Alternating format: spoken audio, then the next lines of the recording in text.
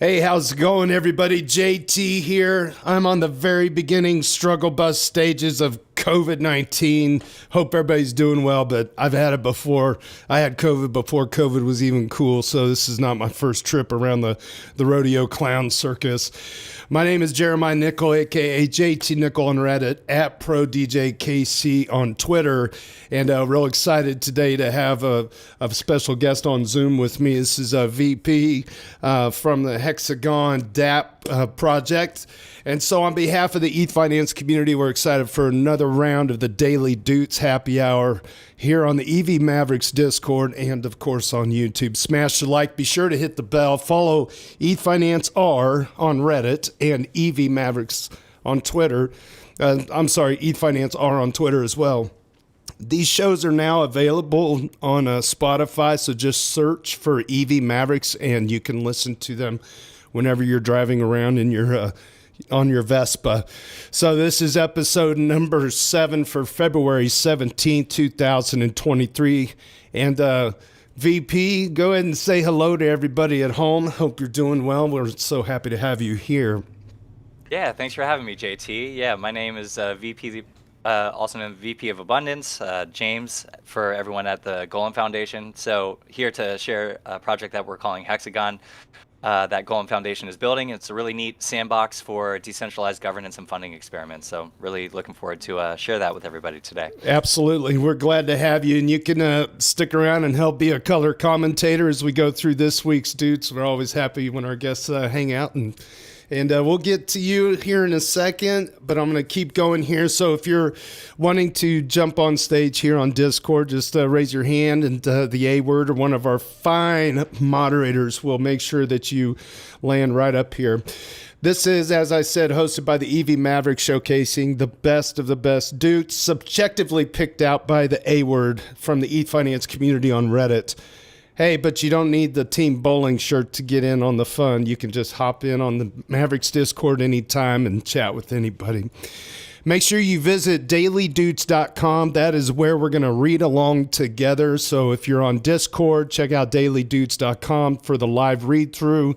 And, of course, on YouTube, check it out as well on the side. We are going to have a PO app available for today's call. And this month, basically, we are being sponsored by Grid Plus. They're giving away a chance to get a Lattice One. They're giving away a Lattice One. The PO app is your chance to get 1 and 2 packs of safeguards, a total value of $480. And the PO app drawing for the winner will take place on March 3rd during the ETH Denver live stream, Friday Doots live stream. All right, so that'll be good. The giveaway does exclude mainland China, Russia, and Vietnam due to regulations. So we're going to jump right into the morning trinity. All hail the eternal crab. Hold on, I got my claws here. There it is. All hail the eternal crab. According to Mr. ETH and the Trinity, the price of midnight was $1,656 with a ratio of 0.069 reported by 696 ETH. And now we're going to go straight into our first Doot. We always start with the shit post of the week because we want to save the best for first. And this guy came out with a big one. He did the Warren G regulators.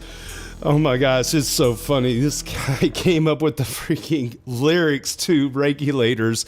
And you can read through this on your own. I'm not even going to try to attempt to sing this one. You know, I got to thinking when I was looking through the poetry of this, how funny it would be if we could get AI to rap it like in the voice of, you know, the original artist, but then have like a total deep fake, you know, Vitalik riding around on a unicorn or something. I don't know. So that's your shit post of the week. Great job to you. User 15K is fun. FUD. Anybody else get a chuckle out of that? I thought that was tremendous. Oh man, it was a doozy. I had to throw it up there this week. It was just so good. Sorry, I didn't have my screen on YouTube switched over that. I got the COVID foggy brain already setting in. We're going to jump right on down and continue to our weekly haiku by JS Tears. SEC website, staking form still out of sight. Guidance, they won't write. How spot on is that? My gosh. Great job. Thank you, JS Tears. He always has such a great way of just encompassing the entire space in 3 short lines. We will continue on with our on this day in the Ethereum history. Oh my gosh, this is going back a ways. 2016, the Ethereum wallet Mist is released. Some say ETH is a cryptocurrency as it moves from $5.30 down to $4.30 and about 0.01 on the ratio.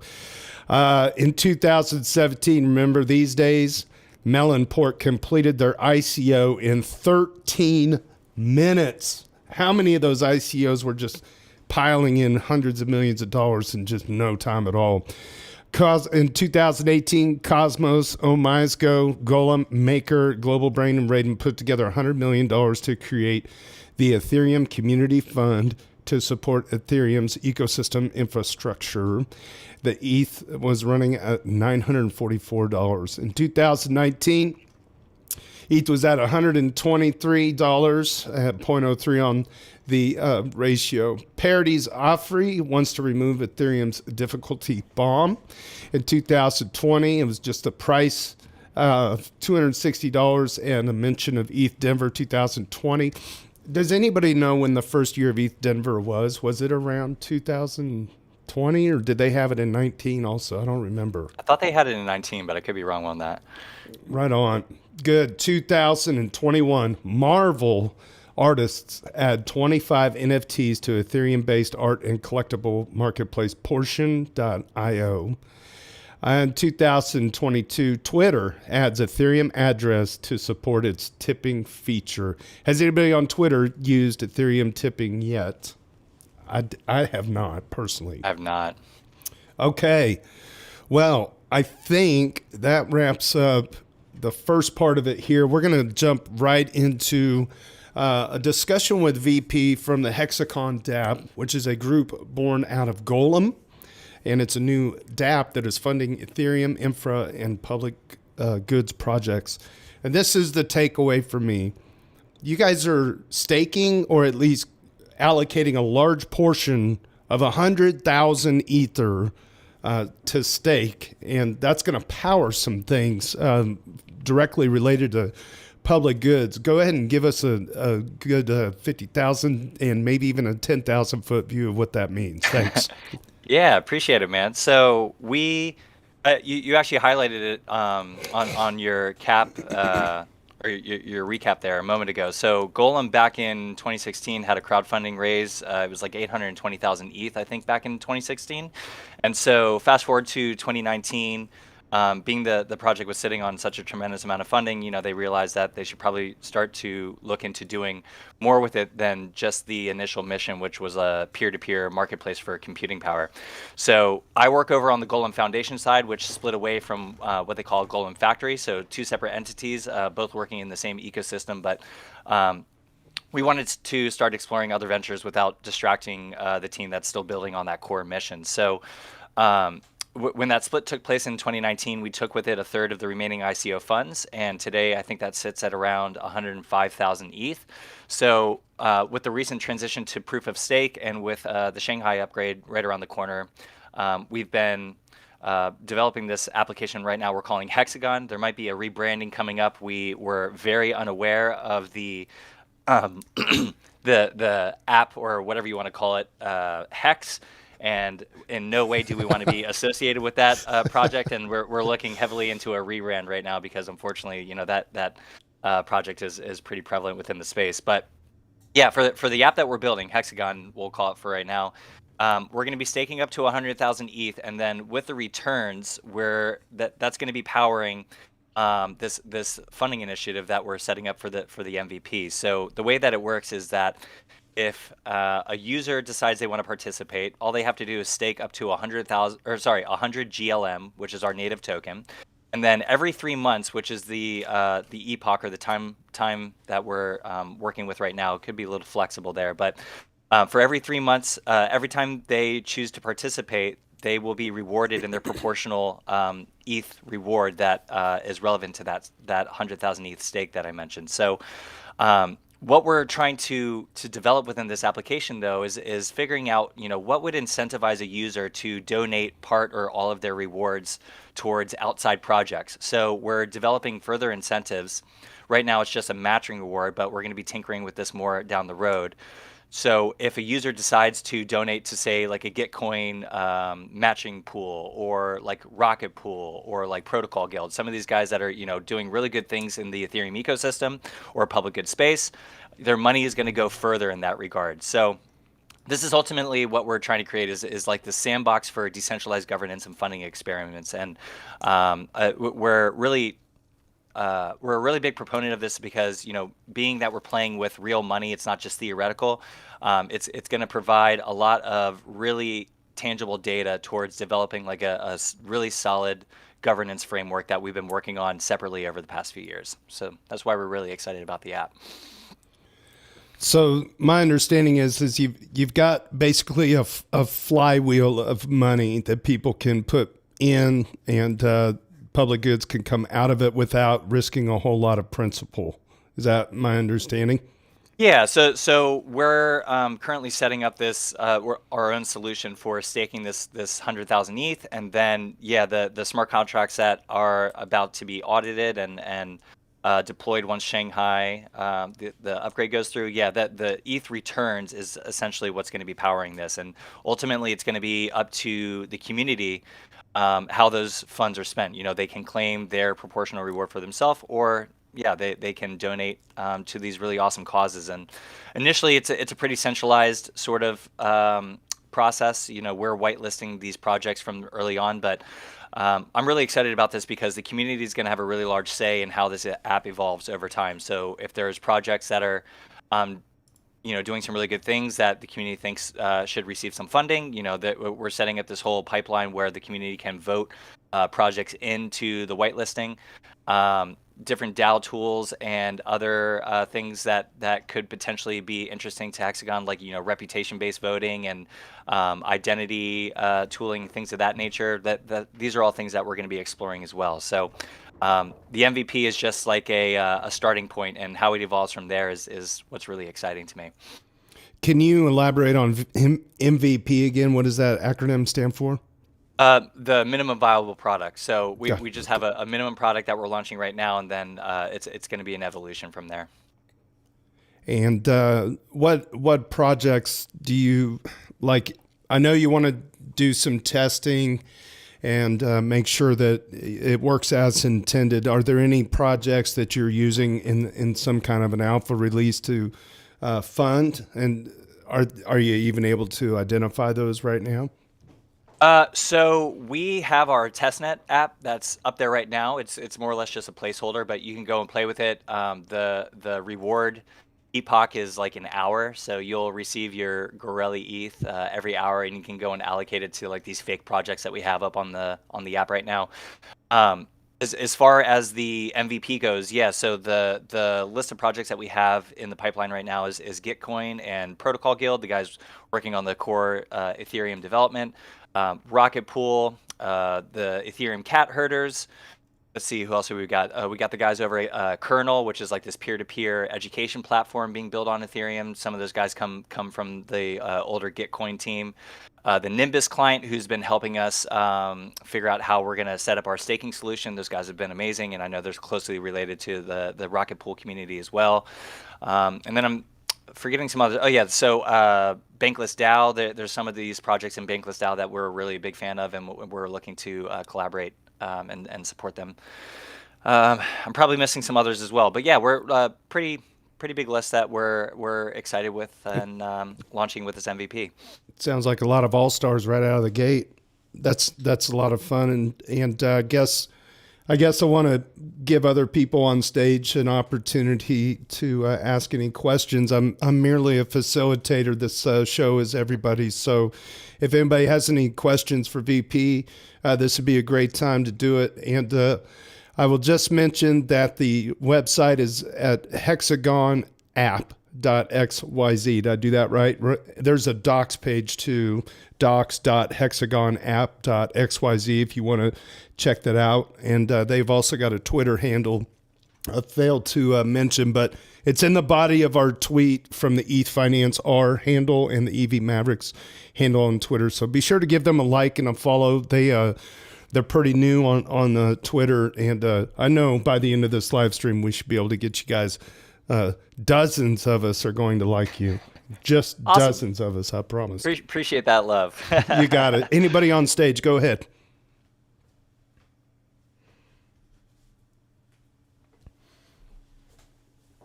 We can keep going along too. Is there anything else in the pipeline? Well, let me go back a little bit and do when was the first iteration of this kind of fleshed out from an engineering standpoint? And like what's the genesis of this idea?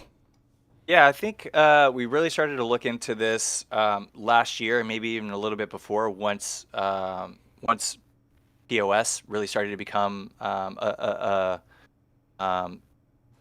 pretty confident, I guess you could say that we were going to be transitioning to that relatively soon. So the engineering's been taking place, I would say, over the past 6 months. Really figuring out how we want to approach this and what we want to have for an MVP. We did a project that was a little bit similar. It was like a governance game that we did at ETH Warsaw, where users could claim 25 GLM and they could just deposit that into their own wallet. But same kind of concept. We had some really cool projects that we whitelisted into this weekend governance app, and we were doing this similar kind of like matching reward to where your money would go further. And so we got some funding over to a nonprofit that was supporting the Ukraine. That was supporting different Ukraine initiatives, so that was pretty cool to see, and some other projects as well, like Signal app and other projects that really value privacy and transparency. But yeah, to go back to your question, yeah, I think we've been working on it for the past year and really started to ramp up the engineering efforts over the past few months, maybe 6 months in total. Excellent. Are you guys going to ETH Denver? I am, yeah. I will be there with a big loud microphone. I really enjoy chatting, so I'm looking forward to meeting everybody there and sharing this app, and also learning, what are there interesting things that are being developed. Like I said before, this is just like a really early stage app, and we're interested in a lot of other emerging technologies. So I'm really interested in hearing what other people are building, or even just what they're thinking about, and what some new hot topics in the space might be. Yeah, there's a Logic Beach and I are going to be there repping some Grid Plus stuff, but Logic Beach has got you won't ever forget him once you meet him in person this year at ETH Denver, because he's going to have like a real live robot helmet on go ahead. Logic. I mean, yeah, if I can pull it off. I've been struggling with Raspberry Pi monitor output. I got it to align correctly. But anyways, I actually wanted to just sort of sum up what I understand from Hexagon app. So you guys stake 100,000 ETH, and the rewards from the staking rewards are sort of delved out to projects that are doing good things in the space, and people vote with GLM token. Yeah. So on where those rewards are going. That's just a pretty cool idea, and it got me thinking. Like, how people like sponsor people in poor countries to like give them basic needs and food and stuff. I thought about how cool it would be to have a staking node that, you just took the what's it called, the not the execution rewards, but the consensus rewards, and just like donate it to some family or something that needs it. That's kind of what you guys are doing, but for public good, right? Yep. Yeah, you nailed it. So ultimately, at the end of the day, it's going to be the community who decides. So the holders of the GLM token, the ones that hold more, obviously they're going to be claiming a larger Ethereum reward every epoch. So we're interested to see how much participation that we get right out of the box. We might have to consider some alternative methods based on what we're seeing at the early stage here. But yeah, the community at the utmost is going to have the say in where all this funding goes. And so it's been my job to connect with projects that I think are really interesting. Like JT said, we got some pretty big players right out of the box here that we're excited to collaborate with. But yeah, your idea is pretty spot on. And what you mentioned about donating to people that might be less fortunate, I know there's nonprofits that absolutely do that. So maybe collaborating with them in the future and getting them some funding is something that could take place. Yeah, it's like a really cool experiment in decentralized governance and like funding projects. I'm excited to see how this unfolds, and I'll be following it. I appreciate it, man. Yeah. All right. Anybody else on stage want to ask VP any final questions before we move on? All right. Looks like we're going to move on. I'm going to give you a big round of applause. Thank you, VP, for hanging out with us. And you're more than welcome to stick around if you got a few minutes, and we're going to rattle off the rest of this week's Doots. And A-Word, if you are ready, go ahead and take it away. Yeah, on February 10th, Oblivionix Night, the one sane person at the SEC seems to have little influence. Another nod at this by Etherator, and another macro opinion from Firden, and yet another by Ethical Trade. A lot of people on the same page this week. And she's echoed, talk about Hester Pierce, she's echoed this sentiment for a few years now, and not much has changed. Not a criticism to her, more a comment on the SEC's approach to regulation being firmly entrenched. Today, the SEC shut down Kraken's staking program and counted it as a win for investors. I disagree, therefore dissent. Kraken operated a service through which its customers could offer their tokens up for staking. The customers earned returns, and the company earned a fee. The commission argues that this staking program should have been registered with the SEC as a securities offering. Whether one agrees with that analysis or not, the more fundamental question is whether SEC regulation would have been possible. In the current climate, crypto-related offerings are not making it through the SEC's registration pipeline. An offering like the staking service at issue here raises a host of complicated questions, including whether the staking program as a whole would be registered or whether each token's staking program would be separately registered, what the important disclosures would be, and what the accounting implications would be for Kraken. I'm going to stop there.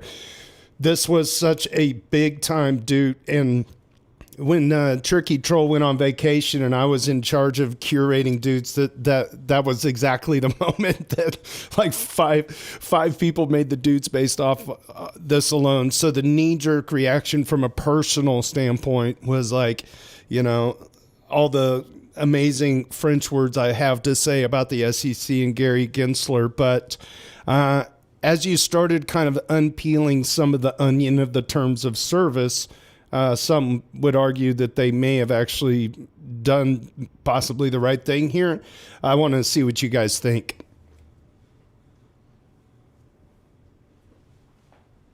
From what I've seen, it's just sort of like they didn't say anything up front, and then suddenly they decided that what Kraken was doing was illegal or like not allowed. I don't follow government SEC decisions very closely. This was just out of the blue, right? Did anyone else see this coming? I mean, we heard days in advance that Brian, what's his last name? Brian Armstrong from Coinbase. Brian Armstrong. Yeah, he had hinted towards like some possible regulations coming down the pipeline.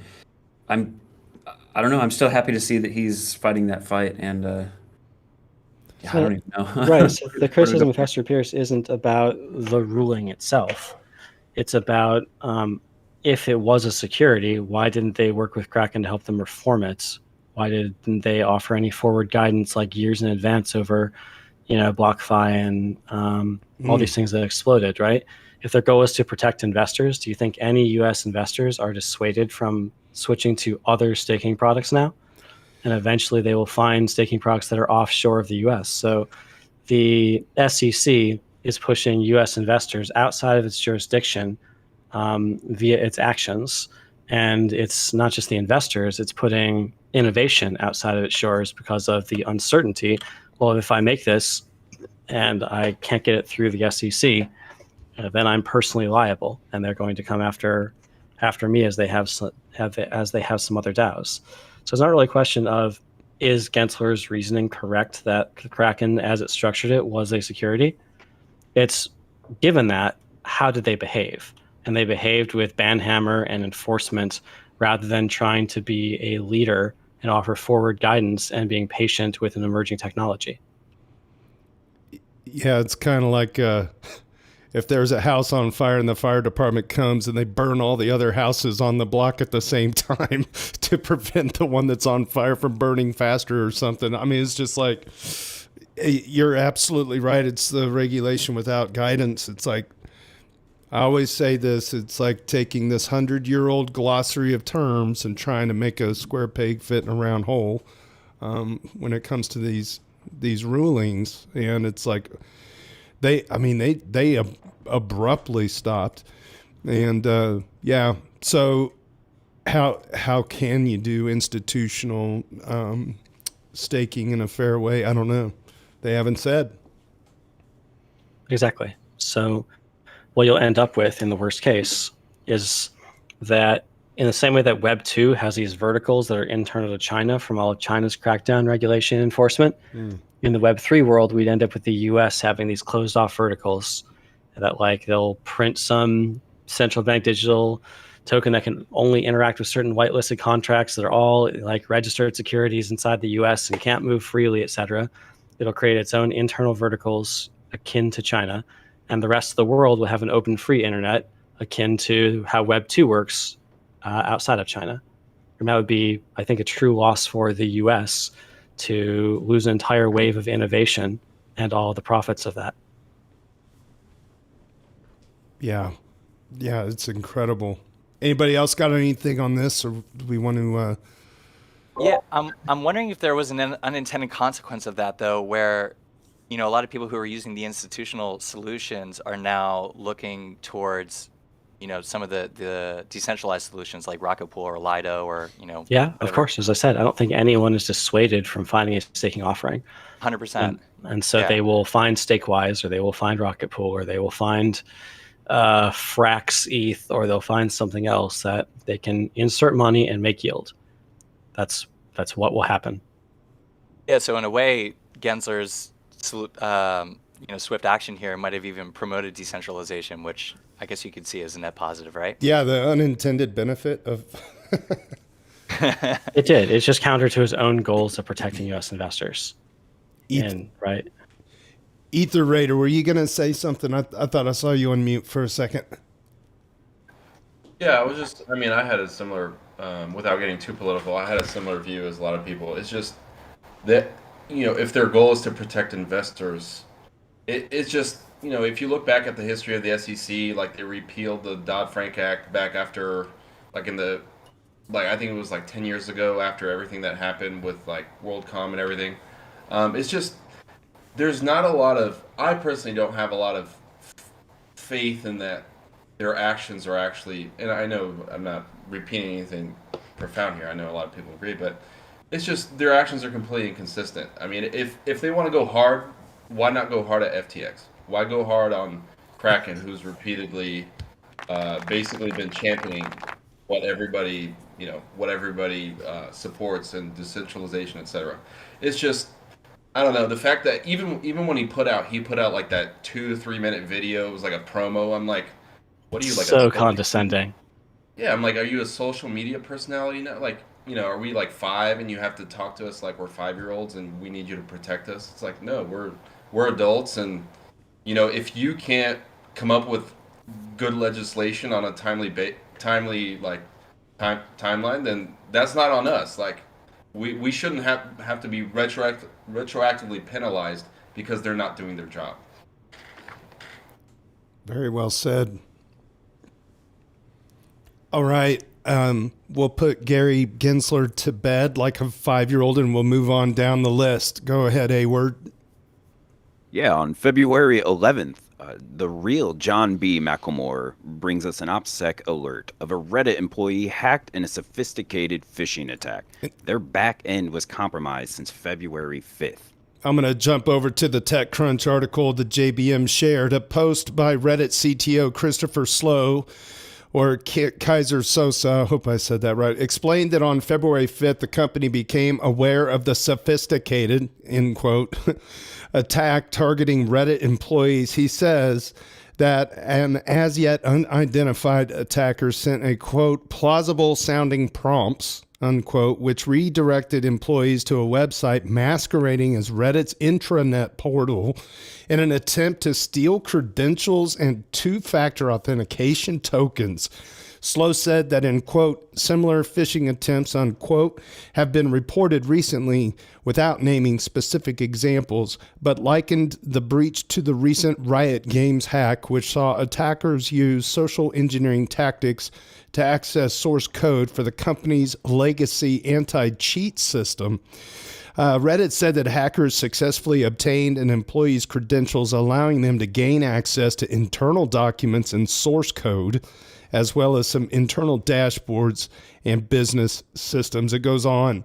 We're continuing to investigate and monitor the situation closely and working with our employees to fortify our security skills, he added. As we all know, humans are often the weakest part of the security chain. And I can tell you, as a person who has been SIM swapped twice, that's exactly correct. I'm not going to go on and on about it, but the people and the telcos, in my experience, are the weakest part of this whole fiasco of these companies getting their credentials lifted, even their two-factor. I mean, that's scary, man. The takeaway for me personally out of that was, how did they emulate Reddit's intranet? Like, is that a pretty standard thing that a lot of companies' intranets could look so similar that it's easy to fake? Or would it look different enough that maybe somebody that was a former employee at Reddit pulled this off? I'm wondering. I don't know. Yeah, I mean, you can just copy a web page, right? A web page consists of a bunch of files. If you want it to look the same, you just have someone that understands the current one download the website, host it somewhere else, and with a similar looking domain or something, right? Every attack that gets you is, of course, going to be called sophisticated. This doesn't sound that sophisticated to me. It sounds like phishing. Mm. Yeah, this was basically a phishing attack, but it's interesting that the attacker knew what software Reddit's internal systems were running. So that tells me that they had at least breached in that far at some point and got to that roadblock, and that's why they needed to start phishing credentials. Exactly. So you know, they made it through the first gate already prior to this, which, you know, says a lot.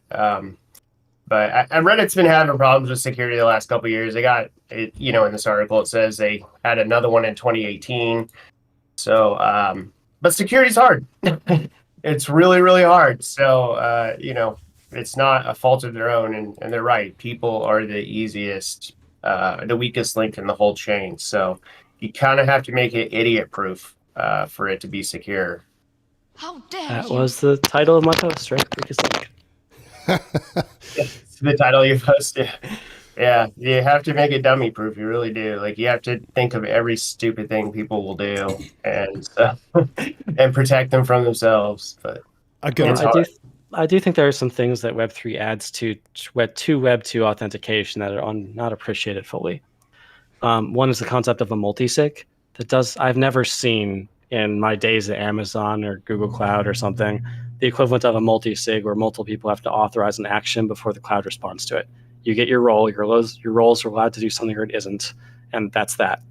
And similarly, if you look into what things like Cartridge are doing or what Permit 2 is doing with approval systems lately, we're getting down towards a policy-based session where you approve a shape of actions that you can take within that session. Typically, it'll be things like, oh, I'm playing a video game, so I want to do the normal in-game items without authorizing this session to send out all my money, right? And that is an advance in the state of the art, right? It means that you will be able to approve and set something up, and no matter how stupid you are, if you just use your standard policy, there's a limited amount of harm that can befall you. And we really need that, and account abstraction. Well said. Yeah, you're absolutely right. I need to read this reply to you, JBM, by Superfizz. When you posted that, he replied, he said, oh, I got to switch screens here. He said, I definitely imagine JBM as the Mel Gibson character from Lethal Weapon. He'll let you think he's a little off his rocker, but that's just a ruse to hide a skilled operator. I'm like, why not both? Yeah, I agreed. I was Mel gonna Gibson say, was definitely man, off his rocker. me and the guy from Lethal Weapon, I think, are both off our rocker legitimately. But that doesn't mean that we're morons. We still have a brain. We still use it. So, a little 5150 there. Oh, man. Gotta love Superfizz. All right, A-Word. I think we're going to move on down the list. Yeah, on February 12th, Maleficent Plankton has brought us, for those who want to learn how to use the APIs, Circle USD is doing an introduction to API education campaign. For those that want to learn how to use APIs, Circle USD is doing the campaign. It's on StackUp. Not every StackUp quest is worth the effort, but this one seems really easy. It'll walk you through how to use APIs and create a basic web app. The first 3 quests are already up. So far, this one seems pretty basic for anyone who is decently technical. You don't have to have prior dev knowledge. Also, there is a monetary reward for completing the quest. The rewards are limited, so they can run out. I'm going to make a comment on Maleficent Plankton. This person has made the Doots list. I don't know. It's on dailydoots.com, but I think it's somewhere in the mid-20s by now. And I looked at their history. They still don't even have like 100 comments on Ethfinance. So Maleficent only logs into this account to like spit fire every day. You know what I mean? So great job to you. And thanks for sharing this about the Circle USD education campaign that's going on. I don't know if anybody has anything to add to that. If anybody's like learning to code and stuff, APIs, guys, if you can harness APIs, there's so much good data that you can use, and super helpful for making tools that do stuff, automation, that sort of thing. Yeah, use APIs. This is really, really generous of them, because there's not a lot of like really good learning material about APIs and hooking into them out there. Each developer will have some docs about their API, but they assume you already know about APIs and you're just trying to utilize their version of it. So this is awesome. This is really good. Take advantage of this, guys. All right, let's move on to the next one. Thank you, A-Word. Yeah, on that same February 12th, Buster Rules. He had found an interesting mental model to describe the relationship between Ethereum and civil society. This is going to be long. Sorry. I think I found an interesting mental model to describe the relationship between Ethereum and civil society, especially with respect to the sometimes irrational hatred for the protocol. I believe that as a public good, Ethereum is like a large public transportation project. Indeed, every Western city that has decided to invest in such projects has faced absolutely incredible opposition.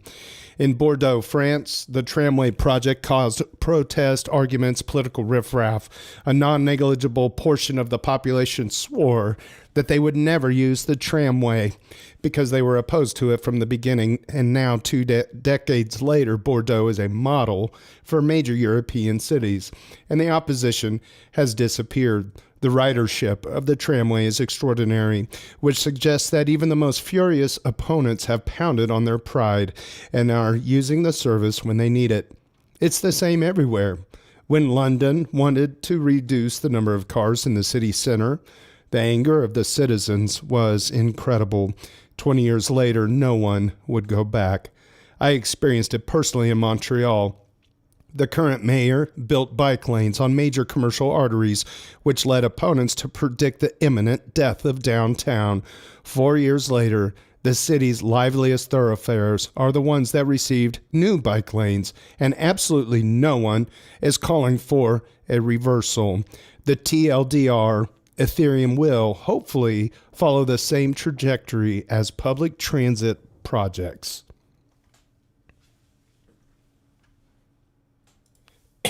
And they're right. I mean, this is basically the way every new technology is, because every new technology is kind of rough at the beginning, right? It's hard and probably rife with some scams here and there. But as it matures, everybody kind of starts to see and they're like, oh yeah, this is better. And so there are no more arguments against it. It is better all the way around. Yeah, we're in Kansas City. They have a light rail car, and I can't remember. It was like, I don't know. Let's just throw a word out there, like $1 billion to get the first leg going, which was just a few blocks of downtown, and it ended up getting a bit of use. But the thing is that the bootstrapping of the $1 billion made the groundwork easier to go ahead and extend that rail out for less money. So it took, it's kind of like you got to get the seed corn, right, to grow more corn, and then once you have more corn, you have more seed corn. So it just like it's starting to sprawl south a bit in town, and I mean, what are you gonna like? I visited New York. I don't even know what you would do in that town if you didn't have, all that mass transit. I don't know. It's not even really like a balance. It's just a lot of common sense stuff that has to be done if you want to promote the growth of a city. And so I guess you could kind of think about Ethereum in terms of like the layer 2s being like a bus system, and another layer 2 is the subway system. And then Ethereum's like just the interstate system of all the people and the trucks and everything combined, and then you have to have those big hubs of transportation, mass transit, to take care of the heavy lifting of getting 10,000 people into an office building and 10,000 people home as quickly and efficiently as possible. Yeah, I love a great mental model, and this one just caught my attention. And just like you did, so many different iterations of it to apply. I think it really helps those looking in from outward. Just kind of helps to draw those parallels to why they should start caring about this thing that we're all so passionate about. All right. If nobody has anything to add, we'll move on down the list. Yeah, on February 13th, MGR37 explains the use of the validator mnemonic after the withdrawal address is set. It's a good question. As I understand it, yes, the seed will no longer be useful for normal operation. Once the withdrawal address is set, it cannot be changed. Partial withdrawal will be automated to the withdrawal address. Exit is triggered with validator keys, the one used to run the validator client, and actual full withdrawal will be automated to the withdrawal address. But you would still need it for this. Deriving new validator keys from the same seed. Not compulsory. You could use a new seed for new validators, but it might be handy. And the next point is regenerate your validator keys in case they get lost. For example, staking rig hard drive crash. I think that's the main reason to keep the seed and use the same seed when rolling new validators. You could back up the keys instead, but it's easier to keep a seed backup than keys backup, in my opinion. Can somebody decipher that a little bit, because my COVID brain was struggling there? I could jump in if nobody else wants to. Hey, Interweaver's on stage. That's awesome. Good to see you. Yeah, sure. This is basically talking about the withdrawals that are being activated in the Shanghai Capella upgrade. So there. Uh-oh. We lost your him. audio. Oh, no.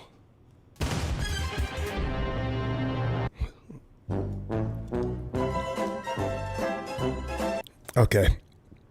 Well, I'm glad that Interweaver could step in with that amazing iteration. If you get your microphone back, Interweaver, we'd love to hear you continue with that. Maybe you got to duck out of Discord and come back in. What are the odds he's just sitting there rambling on and on about validator keys? And he's going to watch this live stream later. You know, like he was going to give himself a big pat on the back about he nailed it, right? And then he watches the YouTube live stream. It's just me talking shit on him.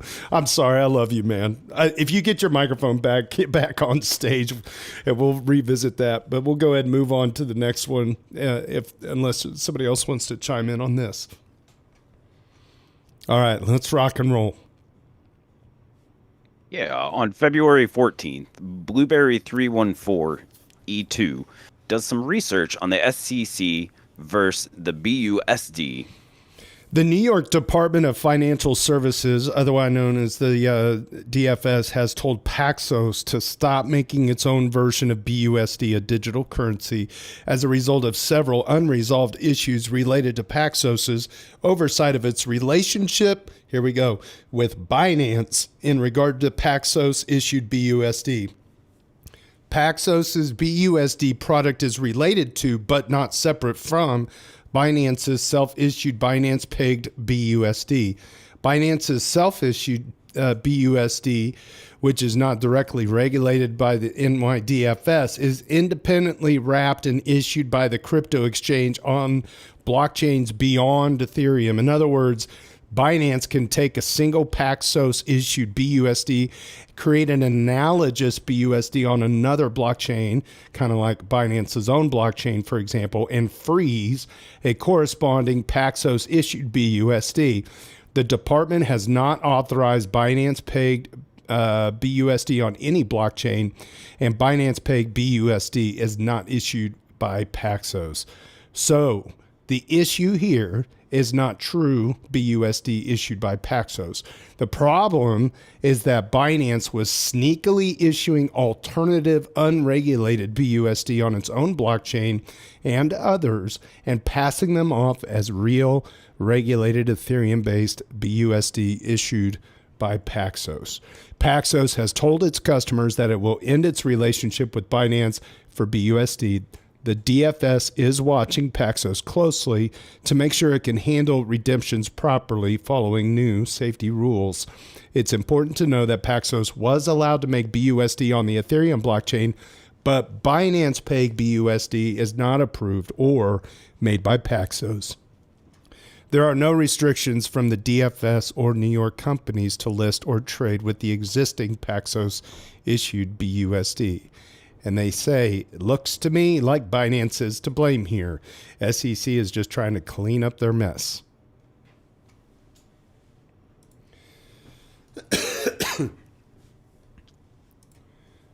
Well, that was fun. Yeah, I'm wondering if that has to do with some of the news that's been talking about how Binance is pulling out of from U.S. partners in general.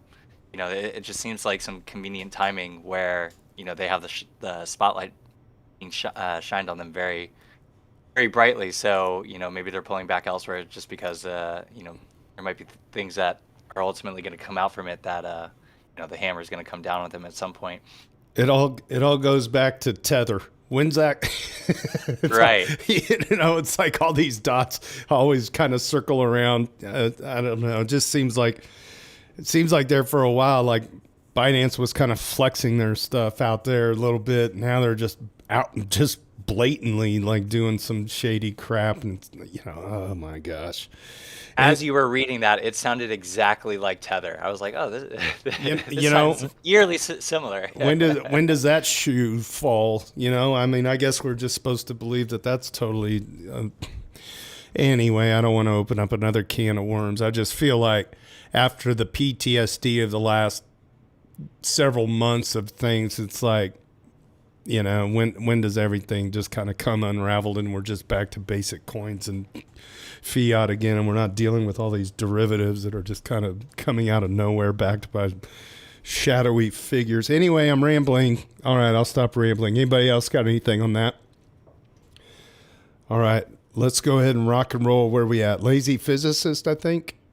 Yeah, on February 15th, Lazy Physicist has a cool idea for once Stakewise V3 is launched? Regulatory news aside, I've just had a thought. Stakewise version 3 would allow node operators to set up vaults with whitelisted addresses for allocators. This, in theory, allows us to set up vaults where only holders of EVMavericks, EI Pandas, etc. are allowed to deposit ETH into. I'm sure there are others here like myself who have over-allocated on the hardware for our own staking rigs or have extra bandwidth. If I were to use Stakewise, I would probably set up multiple vaults if I didn't have to provide any collateral to do so. A vault or two to stake for, quote, members, unquote, who can't or won't solo stake free of commission. Then, however many public vaults I want to run with a commission. This could be an interesting way for communities to drive value to their NFT collections. So there you go. Does anybody want to peel that onion back a little bit? Because that's a little, I'm trying to understand exactly what that was about. I think, I honestly haven't looked into Stakewise, but I'm guessing that people can contribute to a vault and then someone can stake that Ether for them, run a validator, I'm assuming, is what you're saying. So, for like a community like us, that's pretty cool. Like that's a service that we can offer, like a public good, and take a commission to pay for the infrastructure. But that's really cool. Yeah. So they would have like an EVMavericks. If you hold an EVMavericks or an EIP Panda or whatever, you would be whitelisted to join those public pools, and then I guess the proceeds would be proportionally doled out. And that basically what this person is doing is managing it for a small fee, maybe?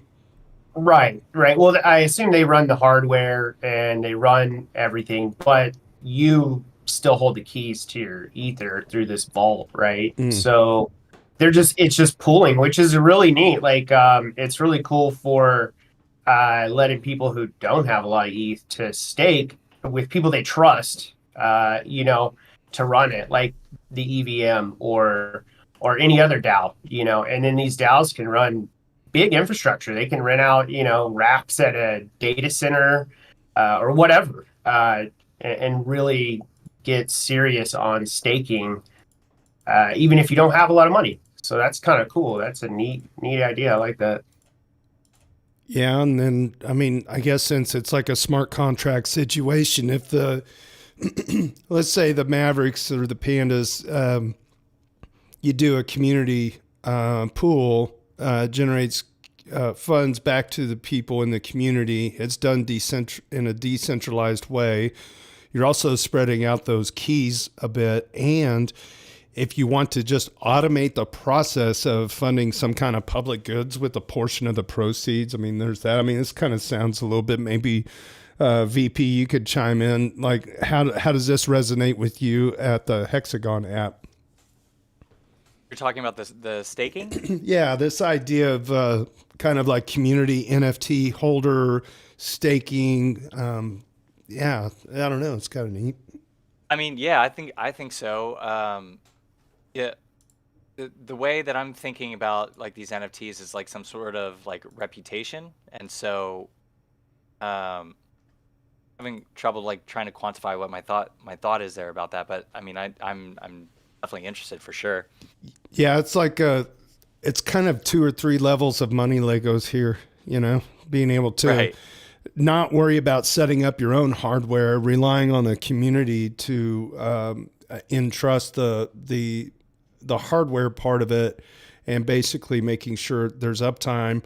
And then the community can stake based off of their proportion of NFTs or proportion of money that they pool together. People spin up pools all the time and give them names. There's nothing really stopping us from doing something similar to that. And then if we as a community want to vote on, public goods as part of the proceeds, it's kind of like tithing in a way, your regular income to a church or something. So that's kind of fun. Not that we're a religion. Reddit is actually more aligned with purgatory than it is heaven, Yeah, that's an interesting idea. I'm wondering what. So how would the NFTs are you talking about people with specific NFTs would be Yeah, like yeah. other people would like allocate their It's decision making yeah. to So that? it'd be an NFT gated, whitelisted staking solution. Okay. That's what I'm reading. Does anybody on stage read it that way? Yeah, I think You guys so. hear me? Yeah, Oh. go ahead. Go ahead, Doubt Yeah, Stars. Hi, everybody. Hi, good to hear from you. It's good to hear from you guys too. Yeah, that's what I was reading. It sounded like the whitelist on Stakewise would be based on an NFT collection, or it could be based on anything, right? He was saying EVMavericks and Pandas. But I find it very interesting because it goes to show like it adds more value to the community. So I mean, we already know that this community is super valuable, but it shows how there are different ways that value add can happen, and that we can use that to like educate more people about staking, right? Like that was one of the things you said. If people either aren't comfortable running nodes or they don't feel like they have enough, but they want to get in a pool with people that aren't going to rug them, that they feel like it's a value add as a part of the community. Yeah, I'm wondering where the balance is between like centralizing that or that becoming centralized and versus the value of supporting people that are otherwise really uncomfortable with handling something like that. Yeah, well, it's kind of like what's the failover, and maybe the Right. the failover is that you have like a multi-signature group of people that can, in the uneventful death of somebody, running the hardware. I don't know. That you're right. It opens up. It's kind of like I think sometimes in crypto, I noticed that some of the people, and it's no fault of their own, everybody's just trying to figure this out, but man, sometimes things get way more complicated than necessary. I'm not saying at all that this is the case. My thing is I don't quite understand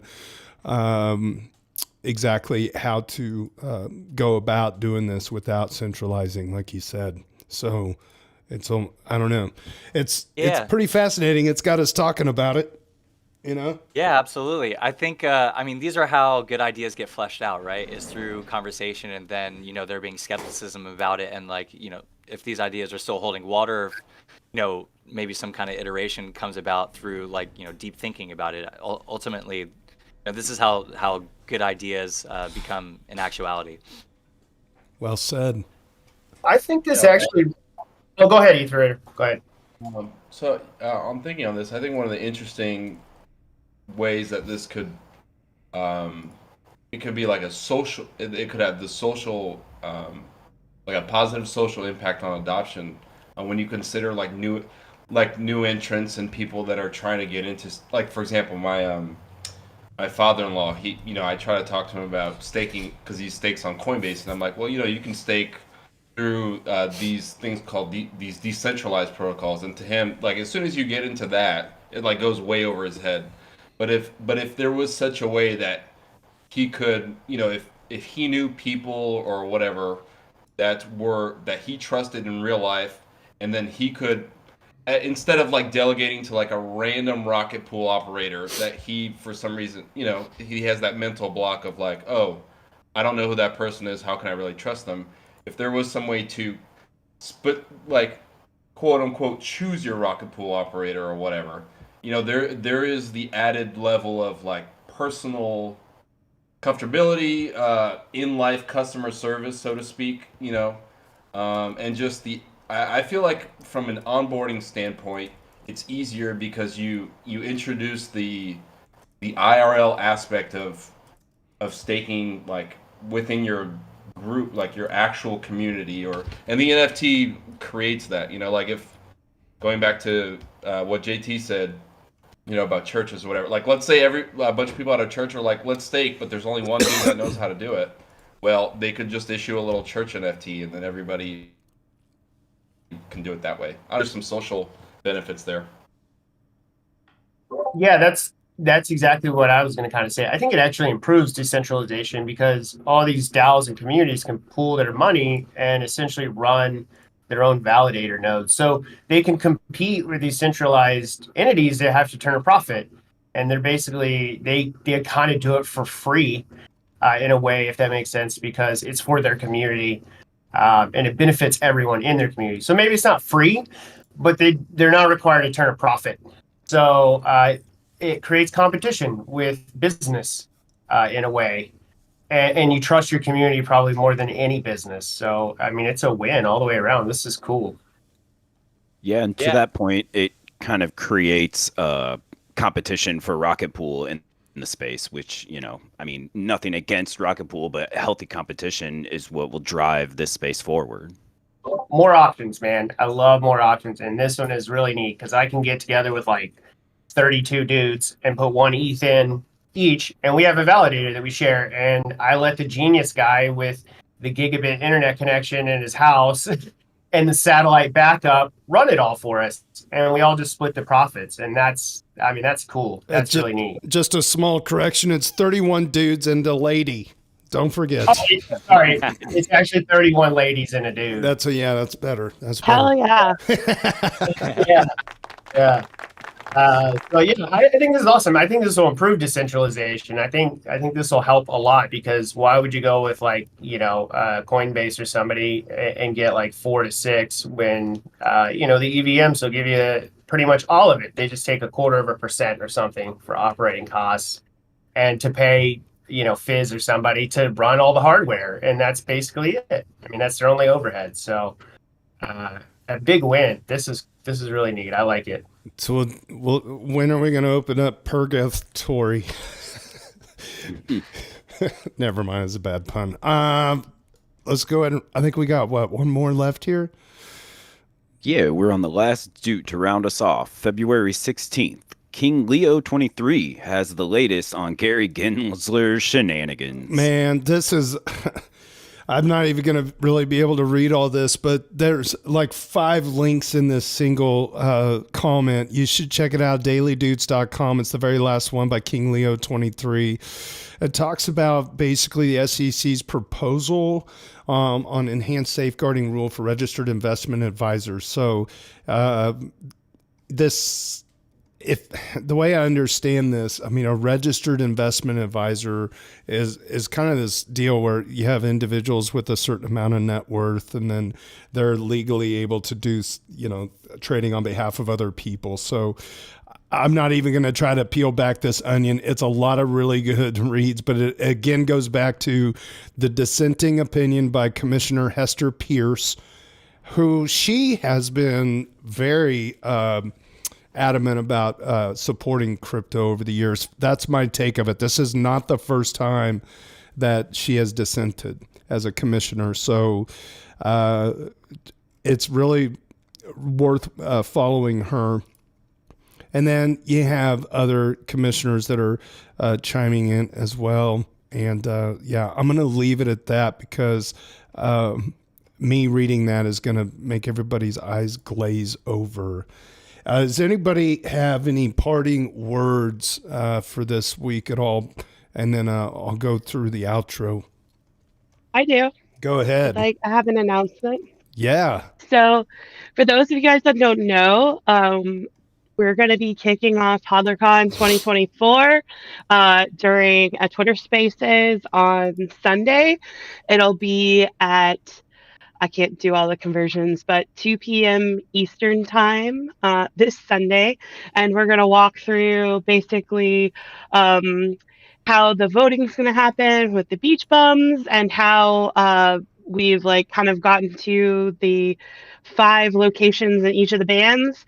So if you guys want to listen in, we're going to have Nicola J, Paul Brody, and Fizz on the call with us since each of them were sponsors for HodlerCon 2022.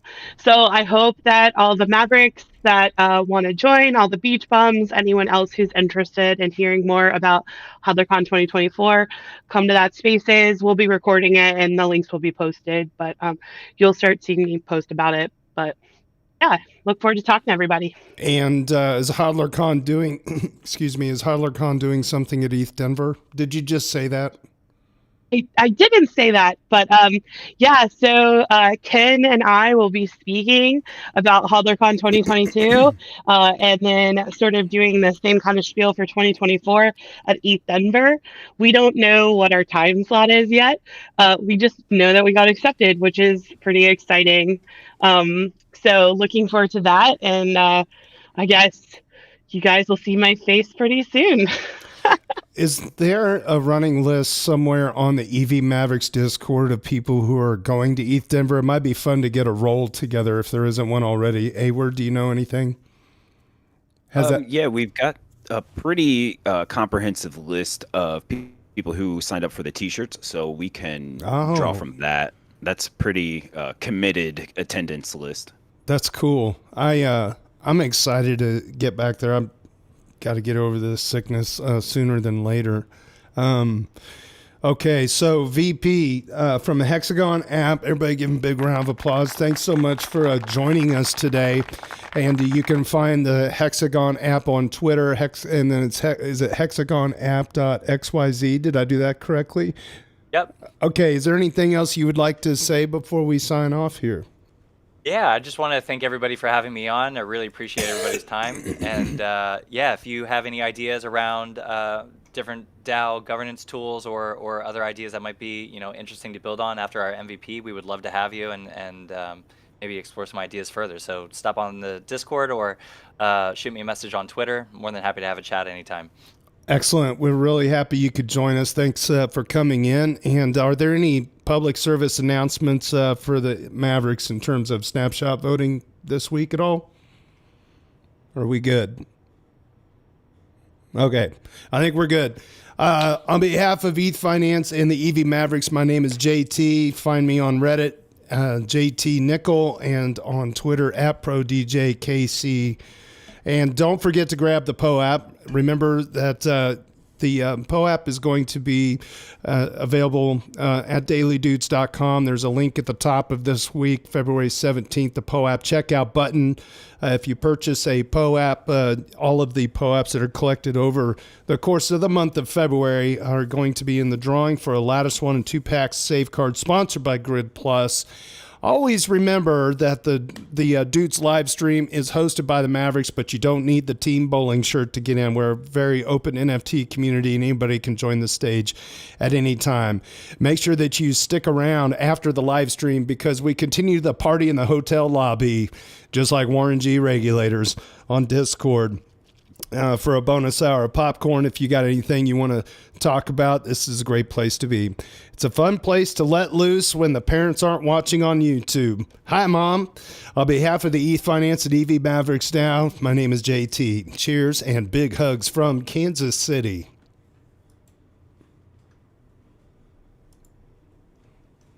All right, the stream is ended. I actually hit stop